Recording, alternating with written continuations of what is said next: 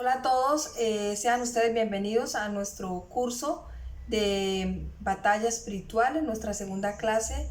Hoy estaremos aprendiendo cómo la guerra espiritual, los antecedentes desde el Antiguo Testamento, el Nuevo Testamento, Jesús y la iglesia también tuvieron estas batallas espirituales. Entonces vamos a basarnos en la Biblia y vamos a pedirle al Señor que sea Él guiándonos en este estudio, en este momento, que sea lo que se hable, venga de su corazón, del Espíritu de Dios, y que sea esa palabra que entre en cada uno de nosotros y nos transforme, nos cambie, nos impulse a ser verdaderamente activos como esos soldados, esos guerreros en estos tiempos. Les bendigo en el nombre de Cristo Jesús a todos ustedes. Bueno, les hablo de 3 diapositivas. Vamos a resumir todo lo de las 3 diapositivas que les voy a dejar ahí abajo para que ustedes vayan mirando la diapositiva y vayan más o menos enterándose sobre el desglosamiento que vamos haciendo y sobre ese mapa que les acabé de hacer, ese mapa conceptual de lo que vamos a hablar. Bueno, entonces, batalla espiritual. Primero empecemos hablando acerca de lo que es y lo que no es. Muchas personas lo que hacen es subestimarla. ¿Qué es subestimarla? Es decir, pensar que no es necesaria, pensar que no existe, pensar que yo no me meto en esos temas. Y es un error, porque todas las personas, creyentes, no creyentes, niños, ancianos, hombres, mujeres, estamos involucrados en esta batalla espiritual. Y el hecho de apartarnos no nos exime de estar ahí, nosotros de querer pensar que si yo no me meto no me pasa nada o no soy atacado. Sí, sí somos atacados absolutamente todos. Por eso necesitamos conocer este tema tan importante, cómo debemos nosotros vivir esta batalla espiritual. Y pues lo segundo también es enfatizarla. ¿Qué es enfatizarla? Echarle la culpa al diablo de todo y pues pensar que yo no soy, sino que es el diablo que siempre está atacándome. Entonces hay 2 errores en esto. No podemos ni subestimarla ni tampoco enfatizarla. Pero debemos encontrar entonces un equilibrio, un balance, y ese balance debe ser netamente bíblico. No se trata de lo que tus experiencias, ni de mis experiencias, sino que se trata de lo que la palabra de Dios dice. Y para eso pues tenemos que ir precisamente a la historia, ¿no? Vamos a la palabra de Dios, exactamente en el Antiguo Testamento. Vamos a empezar con el Antiguo Testamento, hablando acerca de cómo fue que entró este espíritu rebelde a la tierra. Empezando pues acerca de la rebeldía de Satanás, nos habla Isaías 41, versículo 12 al 17, y Ezequiel 28, del 12 al 19. Ahí vamos a encontrar, si tú lo lees, habla que era un lucero, es decir, perdón, era un querubín que servía en el trono de Dios, estaba encargado de la adoración, de la alabanza al rey. Era hermoso, Dios lo había llenado de favores y tenía muchas personas a cargo. Pero ¿qué pasó? Él empezó a tener celo de Dios, en que hizo ser igual a Dios, y empezó a crear murmuración, a crear mal ambiente, a hablar en contra de Dios a todos los otros ángeles. Y hizo un ataque contra el trono de Dios, queriéndose adueñar del trono de Dios, ser igual a Dios. Entonces esto nos habla precisamente estas 2 citas bíblicas que les invito a que ustedes las lean detenidamente en sus causas. Pueden darle pause ahí y leerlas y luego continúas con el video, o si no pues la lees más tarde. Entonces vemos acá cómo la rebeldía de Satanás, cómo la rebeldía inició precisamente en el cielo. Segundo, fue expulsado a la tierra, fue expulsado del cielo. Apocalipsis 12:7 dice la palabra de Dios. Un momento. Dice Apocalipsis 12:7.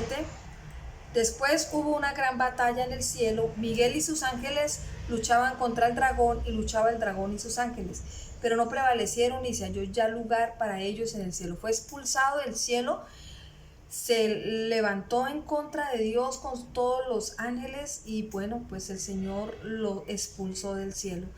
¿Y de dónde fue lanzado? A la tierra. Ahí lo encontramos también en la palabra de Dios en Apocalipsis. Dice, y fue lanzado fuera el dragón, el gran dragón, la serpiente antigua, que se llamaba Diablo y Satanás, el cual engañaba al mundo entero, fue arrojado a la tierra y sus ángeles fueron arrojados con él.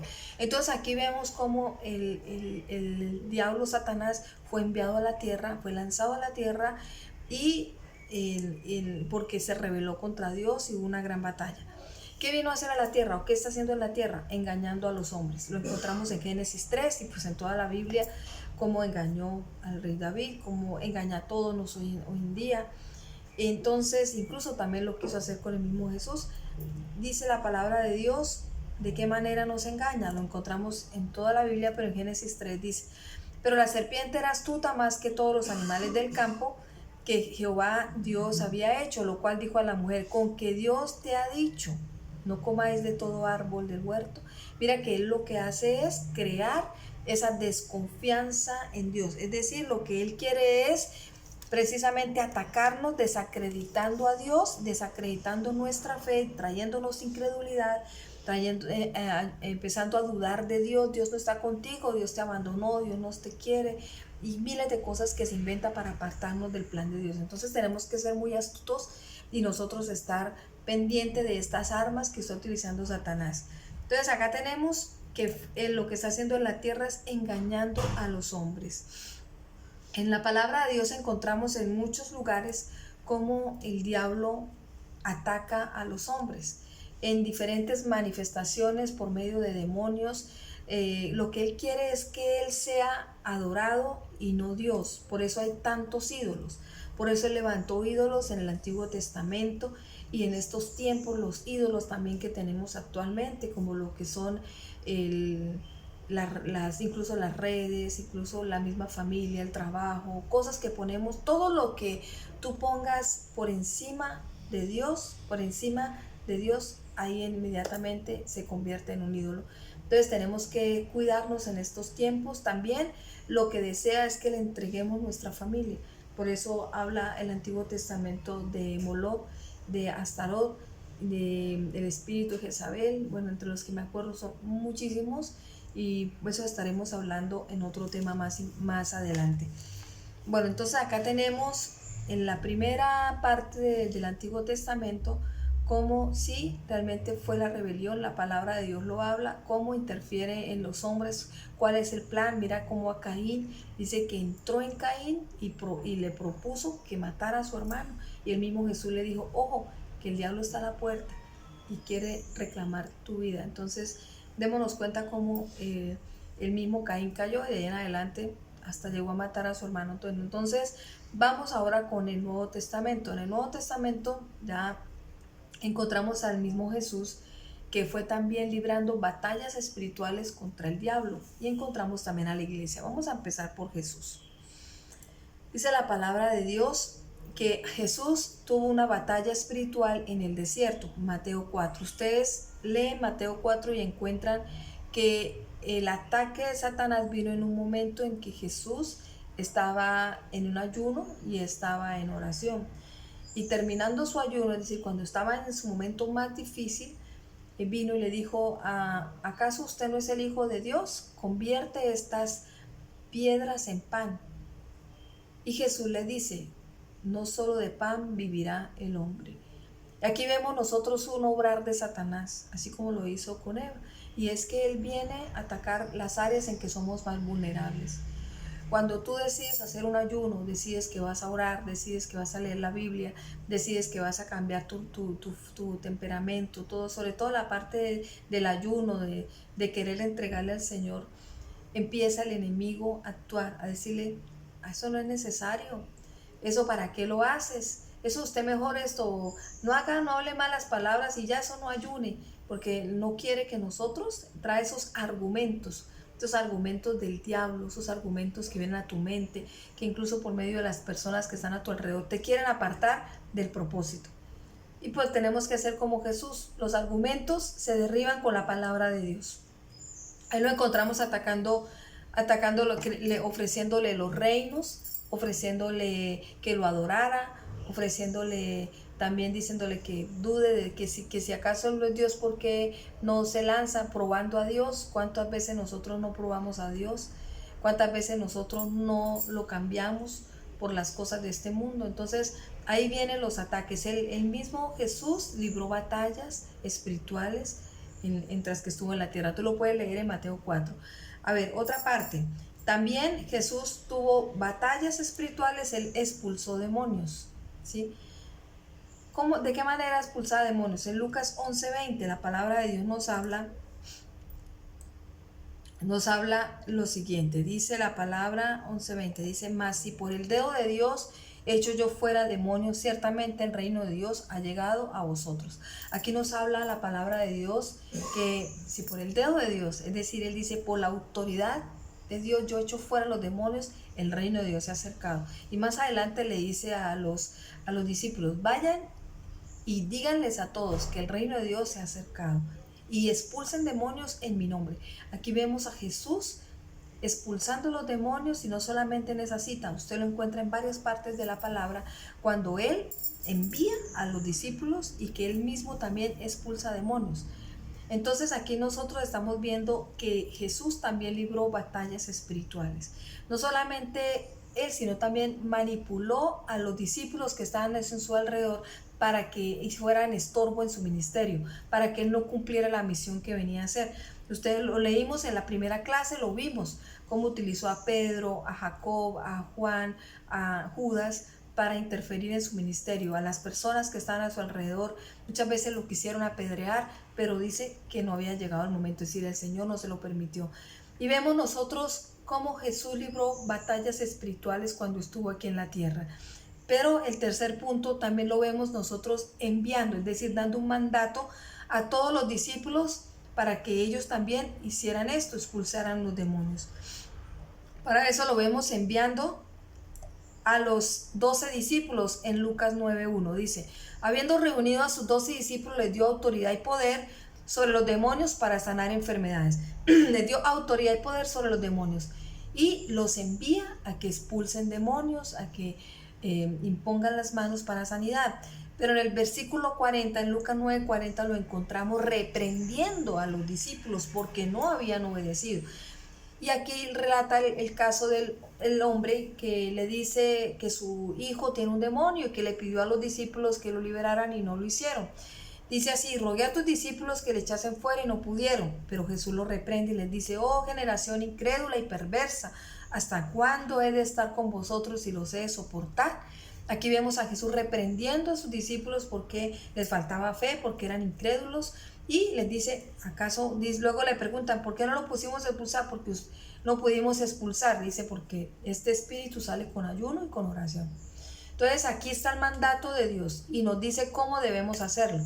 Primero, es un mandato, debemos hacerlo.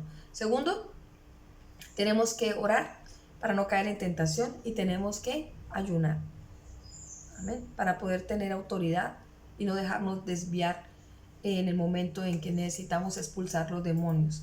Ahora, también envía a los 70, es decir, a todos los discípulos. Lucas 10 dice: y volviendo a los 70 con gozo, es decir, los mandó también a liberar, a sanar, y le dijo a ellos: donde quiera que entre y los reciban, sean ustedes ahí, pongan las manos, que sean sanos y hablen del reino de Dios. Pero donde no, pues limpien su polvo y sigan adelante. Pero mira, dice el versículo 17: volviendo los 70 con gozo, diciendo: Señor, aún los demonios se nos sujetaban en tu nombre. Y aquí vemos a todos los 70 que fueron efectivos al expulsar demonios. Decir que sí, es un mandato de Dios que nosotros expulsemos los demonios de nuestras vidas y de la vida de las personas que están a nuestro alrededor y de la nación entera. También lo encontramos finalizando su ministerio cuando envía y le da autoridad a los discípulos y en ellos a nosotros, y le dicen: vayan por todo el mundo, prediquen el evangelio, y al que creyere fuere bautizado será salvo, mas al que no creyere será condenado. Y dice que, estoy leyéndoles Marcos 16, dice versículo 17: y estas señales seguirán a los que creen, en mi nombre echarán fuera demonios, hablarán nuevas lenguas, Tomarán en las manos serpientes y si bebieren cosa mortífera no les hará daño. Sobre los enfermos pondrán sus manos y ellos sanarán. Vemos entonces un mandato de Dios sobre la batalla espiritual que debemos nosotros efectuar y no seguir subestimarla y no simplemente tampoco enfatizarla, sino ser nosotros, tener esas evidencias que les hemos acabado de leer, que hemos acabado de estudiar, para poder darnos cuenta que queramos o no queramos, estamos inmersos en esta batalla espiritual. Amén. Ahora vamos con Pablo y la iglesia. Claro que Jesús sufrió también ataques, tuvo batallas espirituales. Pablo lo vemos en 2 Corintios 12, siente diciendo que tenía un aguijón en su carne. Muchos dicen que era el orgullo, otros dicen que era un espuelón y bueno, miles de cosas. Pero aquí lo vemos a nosotros batallando y pidiéndole a Dios que le quitara ese espíritu que había, un ángel de Satanás, dice. Pero el Señor le dice, no Señor, bástate mi gracia porque en tu debilidad yo me voy a glorificar. Y aquí vemos a Pablo diciendo algo, dice, y para que la grandeza de las revelaciones no me exaltase desmedidamente, me fue dado un aguijón en mi carne. En mi parecer, yo creo que fue el orgullo, porque él era un hombre poderoso antes de conocer a Jesús. Era un hombre que tenía todo, tenía poder, autoridad, conocimiento, dinero. Y pues esto a lo mejor creció en esas ínfulas. Y cuando conoce a Jesús, aún está, él tiene que empezar a formar su carácter. Y estaba en esa formación de su carácter. Y pues el Señor le envía un aguijón en la carne. No sé, de pronto ver si unos dicen que era cojo, bueno. Pero era para que él no se enorgulleciera. También él tuvo estorbo en su ministerio, lo encontramos que él iba en 2 de Tesalonicenses 2:18, dice, por lo cual quisimos ir a vosotros, yo Pablo ciertamente una y otra vez, pero Satanás nos estorbó. Vemos nosotros cómo también así Jesús le fue estorbado por medio de sus discípulos para cumplir la obra, pero él no cayó. Pero vemos a Pablo que dice que muchas veces intentó ir, pero no pudo porque mismo Satanás le causó estorbo. Y esto habla acerca de nuestro ministerio también, del llamado que tú tienes. Dios te dio capacidades, te dio dones, pero a veces no podemos ser efectivos porque hay estorbo a nuestro alrededor, nos da miedo, la gente nos dice que no, vemos que, es que allá son muy orgullosos, yo no sirvo allá, y miles de cosas que nos ponen, no, eso ya para qué evangelizo a ese no quiere hacer caso, y todo eso son simplemente formas y maniobras del diablo para que tú no evangelices. Cuando quieres coger el instrumento, cuando quieres leer las escrituras, cuando quieres preparar una clase, cuando quieres llegar temprano al culto, todo eso hace y nos damos cuenta que efectivamente si el enemigo está atacando nuestro ministerio, siendo estorbo en el ministerio. Amén. Bueno, también vemos a Pablo librando batallas espirituales con los espíritus. En Hechos 16:16 lo vemos a él en un ataque con un espíritu de adivinación. Le sacó un espíritu de adivinación a una chica. Inmediatamente los dueños de la chica, porque era una esclava, vinieron a atacar a Pablo y lo juzgaron y lo mandaron a la cárcel. Esto no eran las personas, era el mismo espíritu, el mismo demonio contraatacando a Pablo. Dice que lo mandó a la cárcel, lo golpearon, lo maltrataron, lo pusieron en el último hueco allá y lleno de dolor, lleno de llagas. Él no se puso a quejarse ni a decir, si ve, por ponerme a trabajar en la obra, yo mejor no hago nada. No, ¿qué hizo él? Él se puso a adorar a Dios, adorar y alabar al Señor. Tanto así que a medianoche dice que hubo un estruendo grande, se abrieron las cárceles, se cayeron las cadenas y quedaron libres. Y en todo esto el guardia pensó que se habían escapado y se quería quitar la vida, pero ¿qué hizo Pablo? Él dijo, no hagas tal cosa. Y él dice, yo quiero también conocer a Jesús, y esto nos habla acerca de nuestras batallas. Cuando nosotros libramos batallas a veces pensamos que hemos caído, que hemos perdido, pero si nos mantenemos en oración, cuando nos mantenemos adorando al Señor, inmediatamente Dios nos va a levantar. ¿Eso qué quiere decir? Cuando tengamos una situación difícil, no nos empecemos a quejar ni a renegar de Dios, más bien adorémoslo. Y los que están a nuestro alrededor se van a dar cuenta de nuestra fe y ellos se van a levantar. Y ellos van a decir, yo también quiero conocer a Jesús, quiero ser salvo, porque me he dado cuenta cómo Dios te apoya en medio de la debilidad. Entonces, aquí vemos una manifestación, una pelea, una batalla que tuvo que librar Pablo. También lo vemos en Hechos 13, el 8 al 10. Él estaba evangelizando al procónsul y vemos que vino Elimás, un mago, y quiso apartar de la fe de lo que le estaba enseñando al procónsul. Entonces Saulo, lleno del espíritu, le dijo: oh, lleno de todo engaño y de toda maldad, le dijo: hijo del diablo, enemigo de toda justicia, ¿no cesarás de trastornar los caminos rectos del Señor? Vemos acá cómo Pablo tuvo discernimiento espiritual y atacó a este demonio, echándolo fuera de este mago. Y esto nos sucede muchas veces. Estamos llevando a una persona a los pies de Cristo, de pronto un familiar, un conocido, y empiezas tú a ver que esa persona es reacia y dices: yo no sigo insistiendo, él mirará, él verá. No, tenemos que orar, tenemos que pedirle a Dios discernimiento para mirar con qué está luchando esa persona y echar fuera esos demonios. Nosotros podemos hacerlo. Las personas necesitan un padre espiritual, un mentor que los ayude a acercarse al Señor, que ore por ellos, que los acompañe. Por eso necesitamos nosotros estar cercanos a ellos y que ellos tener esa confianza para que nos cuenten y nosotros mirar de qué manera los ayudamos. Cada uno de nosotros está llamado a evangelizar a otra persona, a ser un padre espiritual, y de ahí es donde nosotros tenemos que aprender, así como Pablo. Pablo, su ministerio, él siempre estaba en oración, igual que Jesús. Y ahí está el arma más poderosa, poder orar, porque el orar nos va a dar discernimiento espiritual y vamos a poder ver y ver el obrar del enemigo y poder contrarrestarlo con oración. Bueno, entonces nosotros acá nos damos cuenta, estamos terminando la primera imagen de los ataques que ellos tuvieron que librar, para concluir que sí tenemos batallas, que el mismo Jesús libró batallas, que Pablo libró batallas, que la iglesia libró batallas, que sí existe el enemigo y que nosotros estamos librando batallas todos los días en nuestra vida. Y debemos permanecer firme y aprender como ellos libraron batallas, nosotros también lo podemos hacer. Entonces, concluimos que sí, efectivamente, sí estamos continuamente en batallas espirituales. Ahora, segunda parte, vamos a hablar acerca de los dos ambientes donde vivimos. Vivimos en el ambiente espiritual y el ambiente natural. El ambiente natural es el ambiente que nosotros percibimos con nuestros sentidos, con nuestros ojos, oídos, olemos, tocamos, ¿verdad? Nosotros estamos en este ambiente y percibimos este ambiente por medio de los sentidos naturales.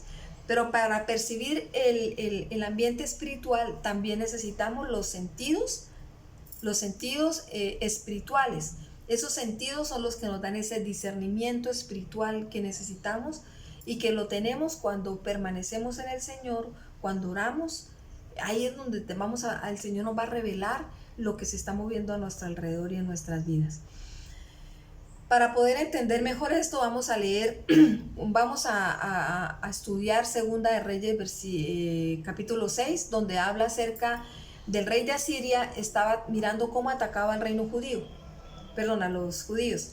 Inmediatamente ellos tenían al profeta Eliseo. El profeta Eliseo siempre decía lo que iba a hacer el rey de Asiria, y todo molesto dijo: pero ¿qué está pasando? Entre las filas yo tengo un soplón.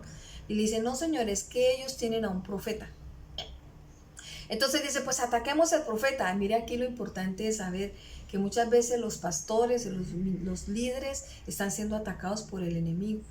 Y aquí entonces ataquémoslo, porque no he podido entrar en esa persona, no he podido siempre pelear, siempre pierdo la batalla. Entonces envió un ejército, pero resulta que Eliseo estaba con su siervo Gehazi. Y Gehazi vio venir ese montón de ejército en contra de ellos y le dijo: viene un montón de ejército, y entró en miedo, entró en pánico.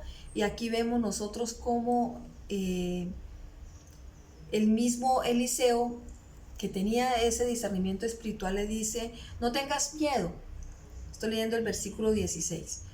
No tengas miedo, porque más son los que están con nosotros que los que están con ellos. Y oró Eliseo: si te ruego, oh Señor, que abra sus ojos para que vea. Entonces Jehová abrió los ojos del criado y miró, y aquí que el monte estaba lleno de gente a caballo y de carro de fuego alrededor de Eliseo. Cuando Gehazi fueron abiertos sus ojos espirituales, él pudo ver el ambiente espiritual. Él pudo ver ese ambiente donde había mucho más, eran los que estaban con ellos que los que estaban contra ellos. Y a veces nos hace entender a nosotros que debemos orar por las personas que están en guerra, que están siendo atacadas. Pedirle al Señor que les abra sus ojos espirituales, y nosotros también pedirle al Señor que nos dé ojos espirituales para ver el enemigo cómo nos está atacando y también cómo Él nos está respaldando en medio de estas guerras. Bueno, entonces entramos a nuestro punto, que efectivamente estamos en una guerra espiritual, en una guerra invisible, una batalla invisible, y necesitamos entender, también conocer cómo está formado el reino espiritual. El reino espiritual está formado por el reino de Dios y por el reino de Satanás. Estamos entre el reino de luz y el reino de tinieblas. Ahora, recordemos que Satanás es un imitador y él imita todo lo que el Señor hace. Entonces, el reino de Satanás está gobernado por él en el mundo, en la carne y por el mismo Satanás. Es decir, el mundo es porque por la desobediencia del hombre se le entregó la administración de la tierra. Por la carne, pues porque somos nosotros de tierra, y este cuerpo está siendo siempre controlado por los 5 sentidos naturales del mundo. Y por Satanás, porque él se mueve siempre como en el aire. Él es el príncipe del aire, se mueve por todos lugares, y él siempre nos está atacando. Entonces, tenemos también que está formado por los demonios, por jerarquía de demonios, que los encontramos en Efesios 6, y por hombres que viven en pecado y rebelión de la palabra de Dios. Eso es hablando del reino de las tinieblas, del reino de Satanás. Ahora tenemos el reino de Dios. El reino de Dios está formado por el Padre, Hijo y Espíritu Santo, y está formado por los ángeles y la iglesia. La iglesia bautizada y en obediencia a Dios. ¿Por qué les hablo de esto? Porque aquí es donde viene la guerra invisible. Nosotros, como hijos de Dios, si estamos en obediencia a Dios y sujetos a su palabra, estamos sirviendo en el reino de Dios. Pero si nosotros estamos apartados de Dios, en desobediencia a la palabra, y no leemos la palabra de Dios, no oramos, estamos en el reino de Satanás, aunque somos hijos de Dios. Démonos cuenta de eso. Por eso es esta batalla invisible, porque lo que quiere Satanás es que los hijos de Dios sirvan en su reino. ¿De qué manera lo hacen? Por medio de lo que vamos a ver ahorita más adelante. Entonces nosotros tenemos que estar entendiendo a qué reino le estamos sirviendo. ¿A qué reino tú le sirves cada día? ¿Al reino de Dios o al reino de las tinieblas? ¿Cómo, perdón? Y es aquí donde el Señor quiere que nosotros se nos abra el entendimiento y podamos permanecer en obediencia a Él. Amén. Entonces vamos ahora a entrar a la tercera fase.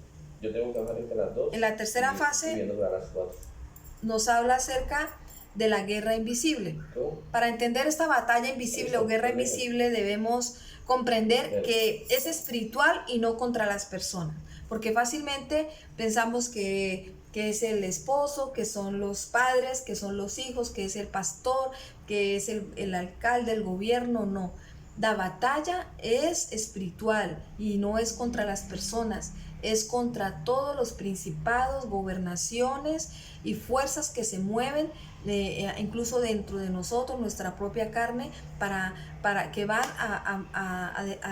quieren derribarnos y que sirvamos a las tinieblas. Y lo otro, se libra dentro y fuera del hombre, en el mundo, en la carne y por dentro de nosotros, en nuestra mente y en nuestro corazón. Debemos que nosotros darnos cuenta que la batalla no es solamente de afuera, sino también es de nosotros. Por eso afecta a 3 dimensiones. Una batalla social entre el creyente y el mundo. ¿Qué quiere decir? El mismo Jesús nos dijo en 15, 18 al 27. Dice lo siguiente el Señor: si el mundo los aborrece, tengan presente que antes que a ustedes me aborrecieron a mí. Si fueran del mundo, el mundo los amaría como a los suyos. Pero ustedes no son de este mundo, sino yo los he escogido entre el mundo. Por eso el mundo los aborrece. Recuerde lo que les dije: ningún siervo es más que su amo. Y si a mí me han perseguido, también a ustedes los perseguirán. Aquí Jesús nos está advirtiendo que en el mundo vamos a tener persecución.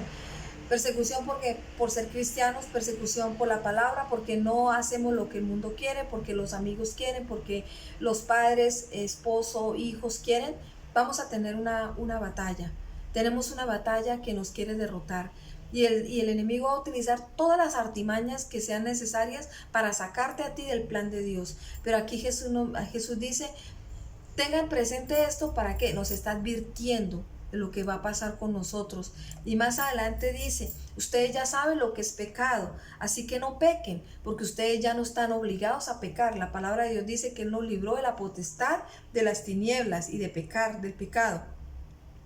Los que no conocen a Jesús pecan porque están obligados a hacerlo por el príncipe de las tinieblas, pero nosotros tenemos al Dios Todopoderoso y nuestro Rey es Jesús, y Él nos dice qué es pecado y qué no es pecado. Entonces debemos aborrecer el pecado, apartarnos del pecado para poder vivir en obediencia a Dios y que el mundo no interfiera en nuestra comunión con el Señor. Ahora, la otra área, que es el área personal. ¿Tenemos una batalla personal? Claro que sí. Dice Pablo, tengo una lucha interna entre mis miembros y lo que no quiero hacer y lo que quiero hacer, ¿verdad? Y aquí en Gálatas 5, 16, 26 nos dice el Señor, vivan por el Espíritu y no sigan los deseos de la naturaleza pecaminosa. Esto se trata de una decisión. Dice, porque este desea lo que es contrario al Espíritu y el Espíritu desea lo que es contrario a ella. Los dos se oponen entre sí. ¿Qué quiere decir? Tenemos una batalla en nuestra carne y con nuestro espíritu.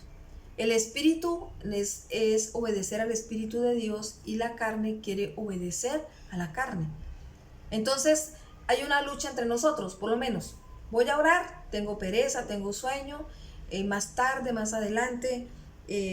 Yo no quiero apagar la televisión, yo no quiero apagar la música que me incomoda, que no me trae bendición. Yo quiero ir a ese lugar, yo tengo derecho, ¿cierto? Y empezamos a llenarnos de razones. ¿Para qué? Para desobedecer a Dios.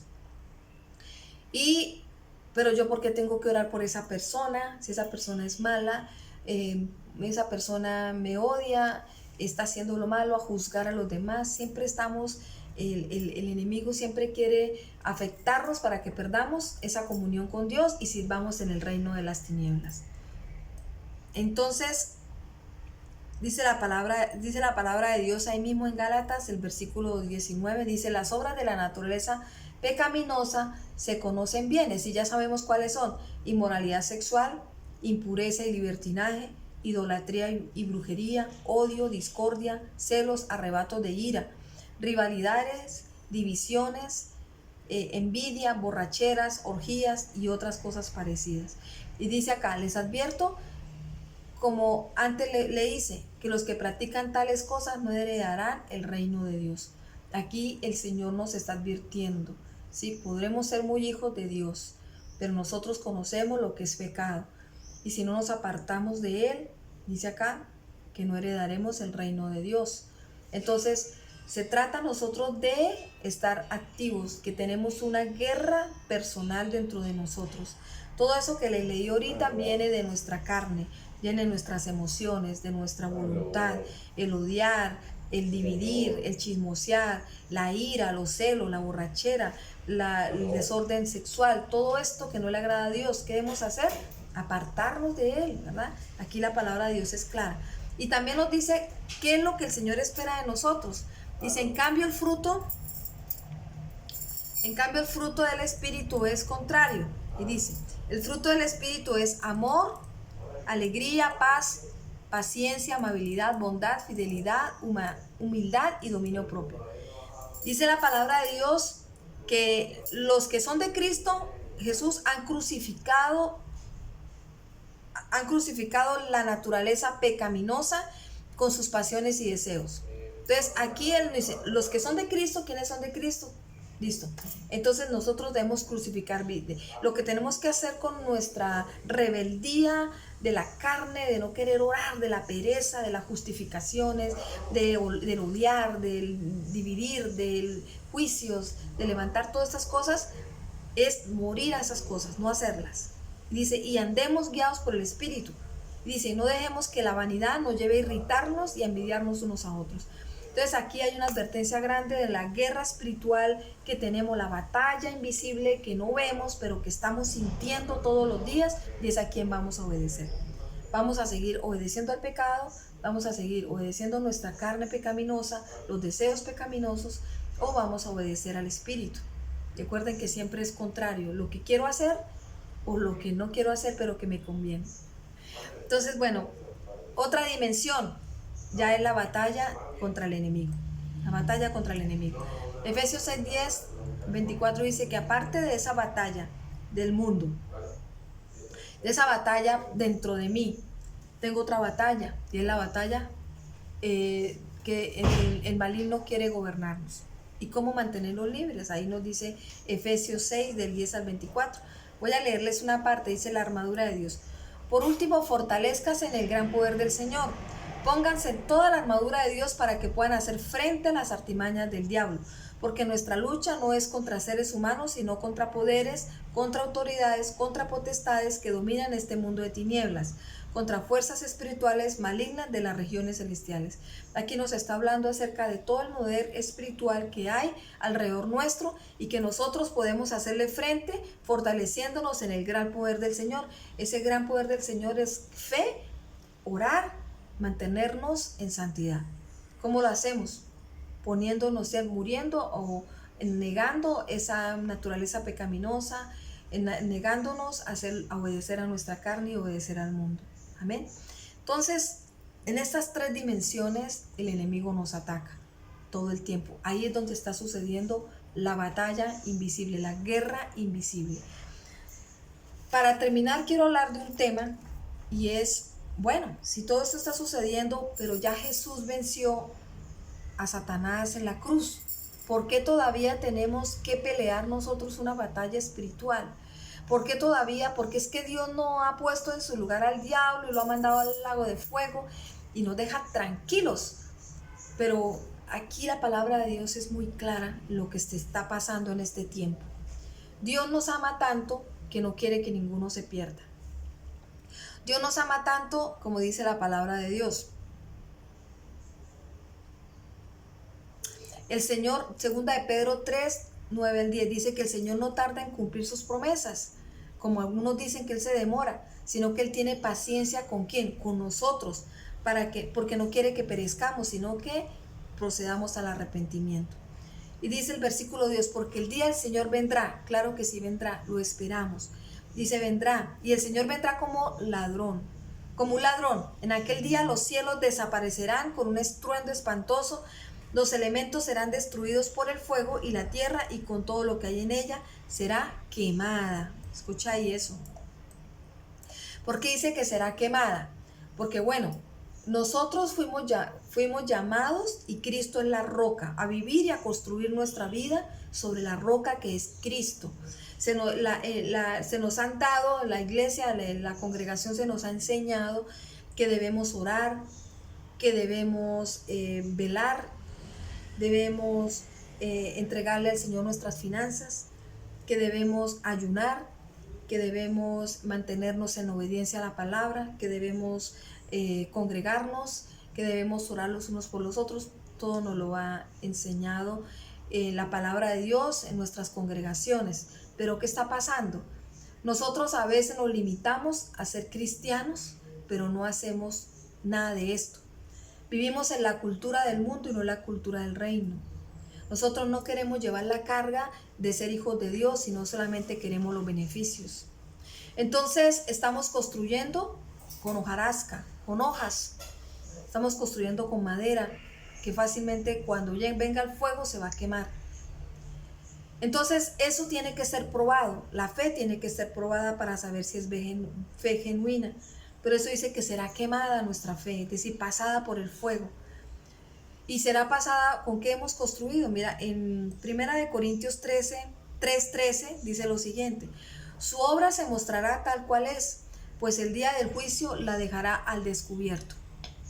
El fuego le dará a conocer y pondrá a prueba la calidad del trabajo de cada uno. Si lo que alguien ha construido permanece, recibirá su recompensa. Entonces, acá nos está llamando la palabra a no ignorar las maquinaciones del diablo. a perdonar, a no caer en tristeza, para que el enemigo no se aproveche de nosotros, que nosotros permanezcamos unidos. Cuando alguno de nosotros está desanimado, animémoslo. Dice, animémonos los unos a los otros, congreguémonos, que nuestros encuentros sean para edificación, que sea para poner en práctica todos los dones y talentos, las cosas que el Señor nos ha dado para servirnos mutuamente a la iglesia. Entonces, acá nos está hablando por qué es necesaria, por qué todavía el enemigo no ha sido juzgado, porque Dios nos está dando tiempo para que nuestra fe sea aprobada, para que realmente nosotros seamos dignos de recibir esas recompensas que el Señor habla y que el Señor da a su iglesia, para que nosotros seamos usados para que muchos más vengan a Cristo y no que se pierdan. O tú quieres que tus familiares se pierdan, o tú quieres ir al cielo y que los amigos tuyos se pierdan. Claro que no, ¿verdad? Solamente tenemos que empezar a ser más efectivos, porque el tiempo final se acerca. Cada día tú tienes un día menos de vida. Tú no sabes si te vayas a ir ya a rendir cuentas a Dios. Y bueno, ¿qué has hecho en tu vida cristiana? No, yo no hice nada, yo construí sobre la roca, pero con hojarasca, ay no, es que tengo que trabajar, no tengo tiempo, estoy muy ocupado, después leo la Biblia, no tengo tiempo, no voy al culto. Eso es construir sobre hojarasca. O realmente estamos construyendo con fuego, con verdaderamente oro, ¿sí? La palabra de Dios, poniéndola en práctica, muriendo nosotros mismos a nuestros deseos. ¿Cómo estamos construyendo? Y eso es lo que el Señor nos está permitiendo en este tiempo, que nosotros seamos probados. También habla acerca, la palabra de Dios nos dice que tenemos que definir a qué reino pertenecemos. Yo les estaba hablando que la guerra invisible precisamente se trata, ¿a quién realmente estamos sirviendo? ¿Al reino de las tinieblas o al reino de Dios?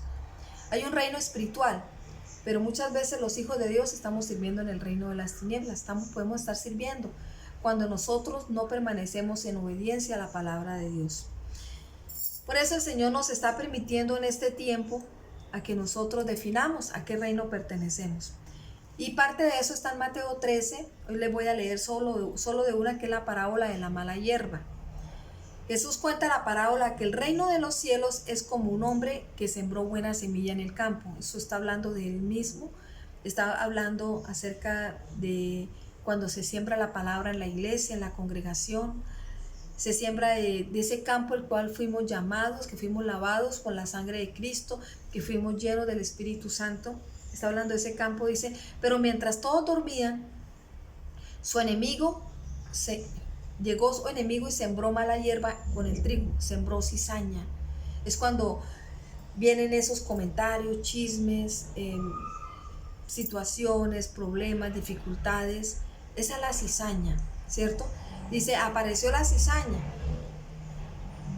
Dice, y sembró entre el trigo y se fue. Cuando brotó el trigo y se formó la espiga, apareció también la mala hierba. Muchas veces estamos nosotros, incluso en la misma congregación, y alrededor de nosotros, a veces somos cizaña, a veces somos trigo, ¿cierto? A veces somos bendición, pero llegará un momento en que eso se va a notar, se va a descubrir realmente quiénes somos. Por eso dice acá la palabra de Dios, apareció también la mala hierba, y los siervos fueron al dueño y le dijeron, Señor, ¿no sembró usted semilla buena en su campo? Entonces, ¿de dónde salió la mala hierba? Esto es obra de un enemigo, le respondió. Le preguntaron los siervos, ¿qué quiere usted que vayamos a arrancarla? Y él les dijo, no. Y es exactamente lo que el Señor está permitiendo. A veces incluso en la misma congregación, en la misma casa, hay gente que nos hace la vida imposible. Hay gente que se nos opone. Hay gente que nos hace difícil las cosas. Pero el Señor permite que ellos estén ahí. ¿Aún para qué? Para ayudarnos a ser fuertes. Dice, él le contestó, no sea que al arrancar la mala hierba, también arranques con ella el trigo. Dejen que crezcan juntos hasta la cosecha. ¿Cuándo es la cosecha? La cosecha es cuando el Señor, vamos a rendirle cuentas al Señor, cuando estaremos sentados en el tribunal de Cristo para rendir cuentas de cómo hemos construido. Que en medio de las situaciones difíciles hemos hecho como Pablo, adorar al Señor y permanecer fieles, o hemos renegado, o hemos ido atrás. Ahí es donde tenemos que nosotros darnos cuenta. Dice, dejen que crezcan juntos hasta la cosecha. Entonces le diré a los segadores, recojan primero la mala hierba. Eso está hablando acerca de los que le sirven a Satanás. Del mismo Satanás será echado al lago de fuego. Ellos serán primero sacados. Dice, átela de manojas para quemarla. Después recojan el trigo y guárdenlo en mi granero. El granero se refiere al reino de los cielos, al nuevo Jerusalén. Aquí donde en este tiempo, que después del Señor habernos lavado con su sangre y ser nosotros hijos de Dios, seguir a Cristo y seguirle es obedecerle, y nosotros poder entender lo que estamos haciendo en estos tiempos. Aunque tenemos persecuciones, aunque estamos en medio de cizaña, aunque nuestra carne es débil, Dios nos dio todas las herramientas para que nosotros vivamos en victoria. Y eso lo vamos a ir aprendiendo poco a poco. Hasta hoy hemos entendido esto. Quiero invitarlos invitarlos a ustedes para que